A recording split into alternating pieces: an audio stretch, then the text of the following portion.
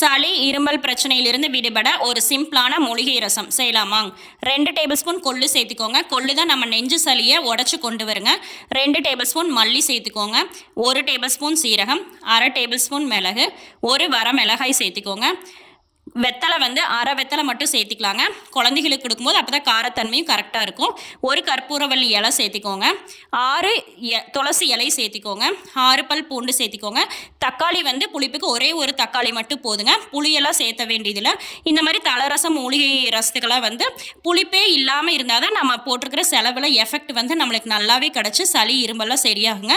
அதனால் ஒரே ஒரு தக்காளி மட்டும் சேர்த்துட்டு எண்ணெய் விட்டு கடுகு கருவேப்பிலை தலையெல்லாம் சேர்த்தி நம்ம அரைச்சி வச்ச பேஸ்ட்டில் தேவையான தண்ணி விட்டு மஞ்சத்தூள் பெருங்காயத்தூள் சேர்த்து உப்பு போட்டு ஒரு 10 நிமிஷம் நம்மளுக்கு லைட்டாக நுரத்தொட்டி வந்து ஒரு கொதி வந்ததுனாவே நீங்கள் ஆஃப் பண்ணிடுங்க.